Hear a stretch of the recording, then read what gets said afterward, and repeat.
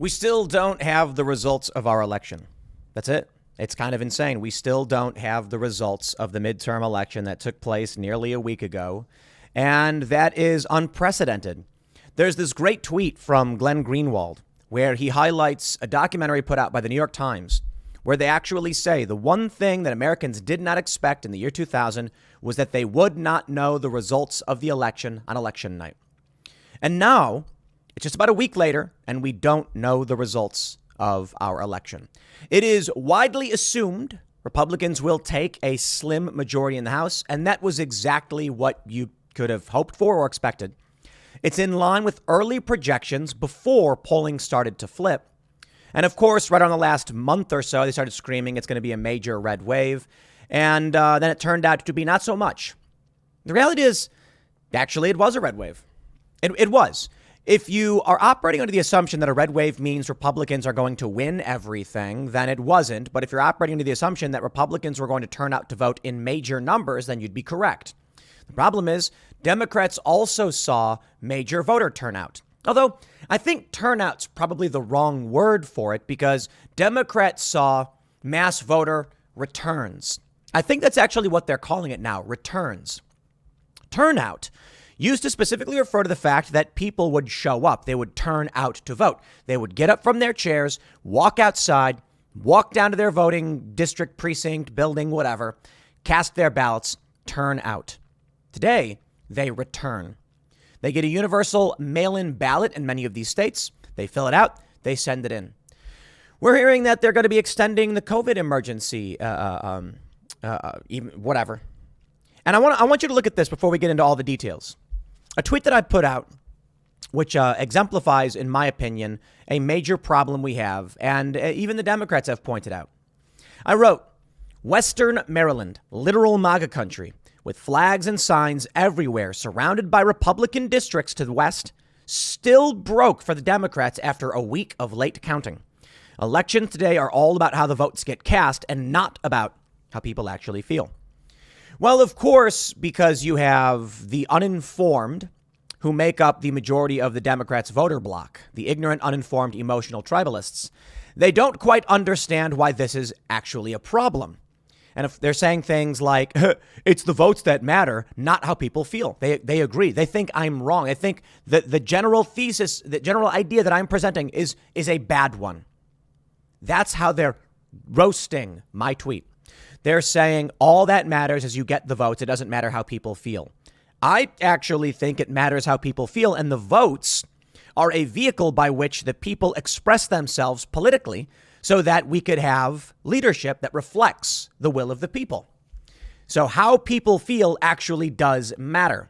How they think, how they feel. If we have now replaced our voting process with universal mail-in voting, which results in people like Sunny Hostin of The View going on TV and claiming she committed voter fraud, well, we got a big problem, don't we? And what we're seeing now is a district like Western Maryland. And this one really hit me because we work here. So I live in the I think it's the first West Virginia district. Hey, look, it's MAGA country. This panhandle right here, the little panhandle of West Virginia, it's red. And you know, it's funny. In this district, I believe that there's 2 college towns. There could maybe even be more. I don't know. 2 different college towns, maybe more. Now, hold on there a minute. To the north, you have red districts in Pennsylvania. To the south, you have the red districts of West Virginia. But then wedged in between for seemingly no reason is this blue strip. Hey, that doesn't make sense. You will not convince me the people of this panhandle want a Democrat to represent them. I know because I am here. In fact, I am there every night for Timcast IRL because we work in both areas. Now, how is it that you jump the river and it's all Republican? You drive 5 minutes and now it's Democrat? Well, it's because of the way the systems are done. That's really all it is. Of course, it's not 100% that. Some people might point out that the eastern part of this district does dip into more liberal territory, such as Frederick City.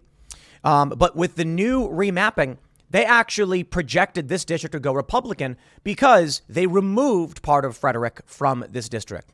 Either way, how is it that in an area surrounded by Trump flags, Trump signs, FJB, and they're everywhere, you end up with a district that is Democrat. Well, Neil Parrott, the Republican, was winning, and he was winning for the whole week. And then all of a sudden it flipped to Trone, and they instantly called it. Mail-in voting is the reason. Now, I'm not saying there was fraud. In fact, quite the opposite. What I'm saying is exactly here. When you have people like Sunny Hostin saying she voted for her son, you get it, don't you? It's not even about whether she physically filled out the ballot. In her case, it sounds like she committed fraud and nothing's going to happen. Maybe the Republicans will take over and actually do something in regards to her overt admission. And then maybe she can say, I misspoke. What I meant to say was I dropped the ballot off for him, which is legal. But either way, there you go. Let's operate under the assumption that Sunny Hostin of The View did not actually vote for her son. She dropped off the absentee ballot for her son, which is legal. In a normal circumstance, without universal mail-in voting, the disinterested son who did not care to vote, his ballot would not have been dropped off. Even if he did fill it out, he could have mailed it. He could have taken it and dropped it in the mailbox. That's what it's for. He didn't do it. His vote would not have gone through. It's remarkable, isn't it? That's what's happening. And if Republicans don't understand, then it's a big, fat waste of time. Here we have Frank Luntz. Incredible. He says, when the dust settles from the 2022 midterms, the GOP will have between 233 and 240 House seats, outdoing their total from 1994. Republicans also will take control of the Senate, but that won't be clear until Friday. And Frank Luntz, the famous pollster, posted that on November 7th, and he was wrong. Technically, he was right. Technically, his predictions and projections were completely correct. Technically. And Frank Luntz posted this saying, like, I wonder what I got wrong. What needs, I'll eat this one. I was wrong. What do we need to learn from this? Frank, I think you're kind of a nasty guy. I once tweeted politely at you and you insulted me for no reason. Thanks, I guess. But I think you were correct. The likely voter polls were correct. What they did not account for was the massive return of youth ballots. They negated the boomer ballots. I've seen some charts saying that. So when you look at the polling was accurate. Absolutely. The turnout for Republicans was huge. The popular vote for Republicans was huge. Unfortunately for them, here's what I said. Mass mail-in voting means likely voter polls are all wrong and useless. The urban advantage will swing Democrat from here on out, and disinterested voters will be voting via ballot harvest. Fact. And right now, it's looking bad for Kari Lake. It's not over. Kari Lake is confident she's going to win. And the annoying thing about politics is, I'll say this in my own defense. I've put out 2 videos saying that the trends predict a Kari Lake victory. That was not my personal assessment. Of course, the left will try and claim it is because that's what they do. No, that was the assessment of the pollsters and the news organizations that said, based on the voting patterns we've seen so far, late ballots will trend towards Republican and thus give Kari Lake the edge as more and more votes come in. As that is pointed out, they also said, but we'll hedge our bets. And I agreed. I said, okay, I can only report what they've reported. And what they've reported is just that. It's looking like, according to the trends, Kari Lake will win. However, now that 93% of expected vote counts are in from the late absentee and mail-in votes, Carrie Hobbs, her lead has shrunk quite a bit. It grew, it shrank. It's now, what are we looking at? We're looking at around 26,000 or so votes, just about. And am I doing my math wrong? And there's only 7% left. That would mean Kari Lake needs to win a strong majority of those votes to actually win. It's universal mail-in voting. That's it. People who don't know anything about what's going on politically are turning out to vote. That's reality. That's what it is. Now, my wish is that, we come to a world where people know and care about what's going on in the world and they vote based on that. Unfortunately, you and I, we're politicos. You watching this video, oh boy, is this esoteric. I mean, you know that the Covington Catholic incident was a hoax. You know that the Justice Smollett incident was a hoax. You know that Hands Up, Don't Shoot was a hoax. You know that Ukraine Gate, Russia Gate, hoaxes. These people don't. And they don't care. They don't know. They don't care. I'll tell you what is happening. I said it 2 years ago. I said it a year and a half ago, a year ago, and I'll say it again now. Politics, it's completely meaningless if universal mail-in voting is the system. It is the degradation of our electoral process, and it has terrifying results. What this means is that in these blue areas, mainly urban centers where the advantages are taking place, you've got 18 to 26-year-olds who still live with their parents. Boy, it almost seems like it's on purpose, huh? Maybe Joe Biden was tanking the economy to make sure that he retained power. Maybe tanking the economy, they knew it didn't matter if they destroyed the economy because the informed vote would never outpace the cult vote. So the kids who are now relegated to living with their parents come home and the mom says, we're all going out to eat. Come over. And the kids come over and she goes, I got your ballots here. Fill them out. And they go, I don't care about this. Just fill it out and then we'll go eat. And they do. And that's why the moms are dropping off the ballots. The kids don't care. They don't want to vote. They're not involved. They don't know what's going on. And if you don't, you shouldn't vote. But the Democrats rely on ignorant voters, which is why they want the voting age reduced to 16, which is insane. 16-year-olds, most haven't even gotten a paycheck yet. They don't know what taxes are. No, I have no problem with informed voters voting. 16, you're not even a legal adult. So no, 18 makes sense. Informed voters, good thing. Uninformed voters, bad thing. So here's where we go now. I jokingly tweeted this. Republicans should run on the platform of giving everyone $10,000 and worry about whether it's unconstitutional after they win. But Joe Biden did it. And see, the Republicans are too stupid to realize that works. They put out these ads where it's like cash in your pocket, cash, cash, cash. And it was like someone stuffing money in their pocket or something like that. And it was flashing on the screen. And then as soon as the election day was over, they said, by the way, that's unconstitutional. You're getting nothing. I said, Democrats will counter with 15,000. You got to call their bluff and raise it to 20. Republicans, come on, play the game. Just keep running on giving them more. You get up on the debate stage, and the Democrat says, we're going to give $10,000 to pay off your student debt. That is obscene. My Democratic opponent offering $10,000 is ridiculous. College students should have free college. Therefore, I say $50,000. We will wipe all debt off every single person. And the Democrat will say, I'll wipe all debt and give you 10 grand in cash to put in your pocket.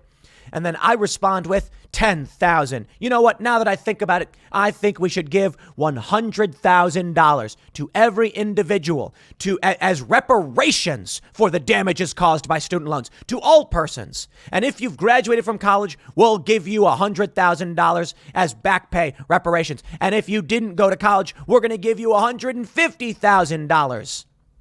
Just keep going, because this is how the elections will play out moving forward. Republican leadership. Perhaps they're to blame. Let me play this for you. To really drive the point home. Oh boy, this is a good clip. Thanks, Glenn. The one thing no one expected in a presidential campaign is that we wouldn't know who won on Election Day. Count our votes! Count our votes! There it is. In 2016, the New York Times did a video on how crazy it was not to have the results of an election on the day of the election. 6 years later, they have conditioned Americans to believe that winners can't be determined on Election Day. Joe Biden came out and said it. I'll give a shout out to Dave Smith. Follow comic Dave Smith on Twitter. He said before the election that he had this sinking feeling. Biden was coming out saying there was going to be election deniers and they must be rejected.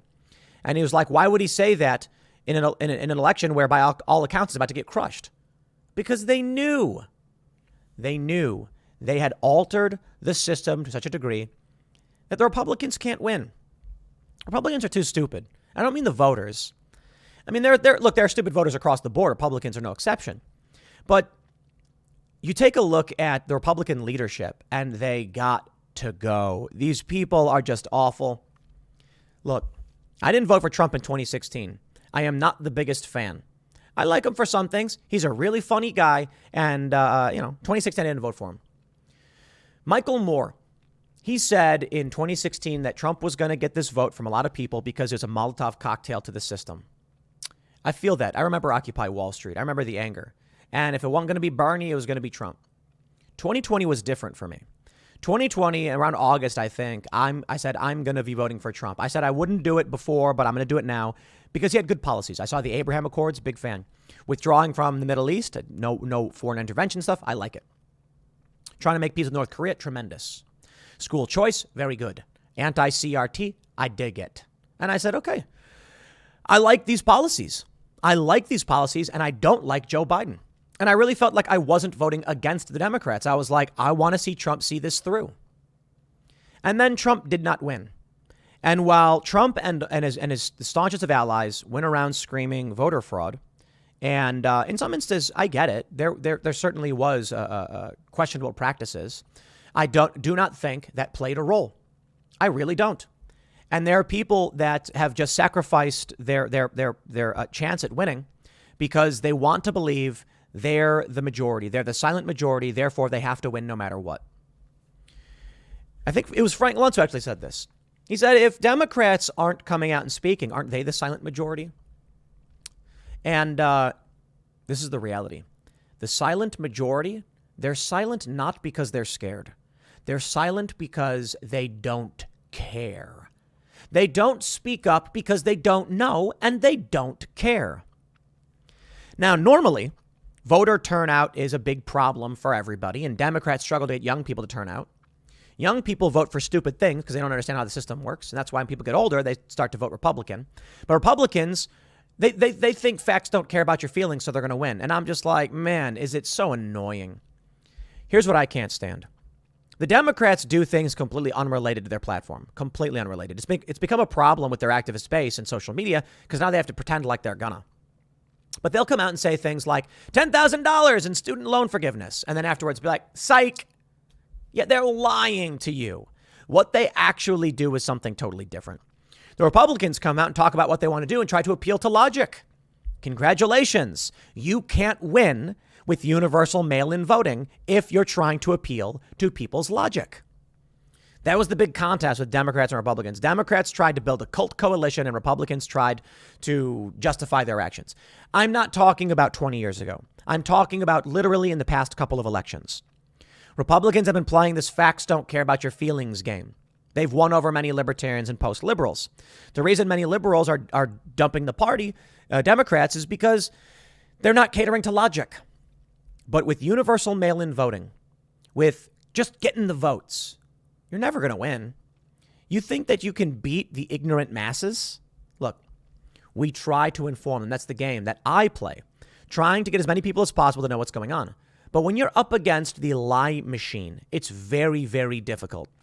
Most people don't know, don't care, don't want to know, and don't want to wake up from this. Some people think they're quote unquote woke, but they're actually indoctrinated into the cult. Example, they believed Jussie Smollett. They believed the Ahmaud Arbery story. They believed Ukrainegate, Russiagate, Covington Catholic, hands up, don't shoot. Need I continue? They believe everything we know, false. They believe Donald Trump threw wastefully the food into the koi pond in Japan without realizing he was actually just doing what Shinzo Abe had done. But the camera was cropped to make it look like Trump was stupid. They think Trump told people to inject bleach into their veins. He never did. Perhaps you can argue that the question he asked was silly, but all he did was ask a simple question. Is there a way to use some kind of disinfectant in the lungs or injection? I think that would be interesting. That's all he said. He never told anybody to do anything. But they believe it. They also believe Sarah Palin said she could see Russia from her house. No, that was Tina Fey. They don't know, they don't care, and they don't pay attention. Some do when things get bad. But young people don't. Many of these young people, there's this viral video of a young individual crying at Starbucks because I've been scheduled to work 8 hours. There's so many customers. We need a union. What's the union going to do? Tell the customers to leave? Put a sign on the door saying only 10 customers allowed every hour? These people are insane. And they got their vote. I want you to think about that. I want you to think about the arrogant 18-year-olds that you know of in these TikTok videos who are voting. Not because they actually cared to vote, but because a ballot was sent to their house and then someone knocked on their door and said, did you fill it out? Ned Ryan tweeted this. The Republicans need to figure out how to create a ballot harvesting operation on par with Democrats or they will never win again. I got bad news for you. Driving door to door in rural areas ain't gonna be easy. Knocking on doors in rural areas, very, very easy. So long as universal mail-in voting is the law of the land in many of these places, and it is, Republicans will never win again. They won't. Unless, of course, Republicans start playing the pandering game to the ignorant masses and offering up $10,000 for their vote. Now, apparently, it's unconstitutional, but, didn't stop Joe Biden from doing it in the first place, even when he said he didn't think he had the authority to do it. So, Republicans, we're entering 2024. And while we wait for the results to see if Kari Lake can actually win in Arizona and try and clean this system up, I have one piece of advice for you. Don't be stupid. Start offering up cold, hard cash. It's all that matters, right? There's that quote. I can't remember who said it, but he said something like, the Republic will only stand until politicians realize they can bribe the voters with their own tax coffers or something like that. Well, we're here. So Republicans should just come out and be like, Democrats want $15,000. We'll do $50,000 in student loan forgiveness. You don't actually got to give it to them. And Republicans aren't going to vote for Democrats. Staunch conservatives will vote for you even if you offer that up. And they'll say, that's stupid, but I'm not voting for the Democrat. So there you go. And then you're going to get all these Democrat young people being like, I don't want to vote for the Democrats. The Republicans are promising to forgive student loan debt. And then the parents can be like, they won't do it. They're lying to you. And they'll be like, I don't care either way. I'll roll the die on the one who says they're going to do it. And then when it doesn't happen, they'll be like, so what? Now, I'm not literally saying Republicans should do that. But what do? What's the point of this right now? I want to go back to showing you this image.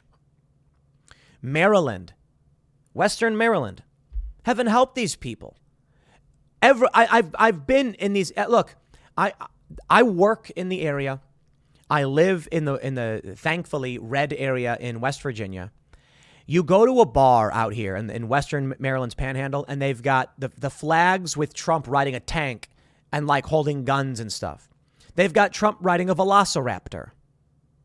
This is MAGA country. And they voted Democrat? Now, you can argue it's gerrymandering because the eastern side leans more Democrat, but they even cut out some areas of Frederick from this map. Parrott was winning by a large number. And then they said, whoa, we got to count the mail-in ballots over the next week or so. And these ballots are overwhelmingly ignorant masses who don't know and don't care. So the people who are paying attention and want the system to be fixed are competing against a bunch of mindless masses that are being allowed to vote with just it's depressing. The result of this. If Republicans are forced to play that game, idiocracy awaits. That's the end result, period. I'll leave it there. Next segment's coming up at 1 p.m. on this channel. Thanks for hanging out, and I'll see you all then.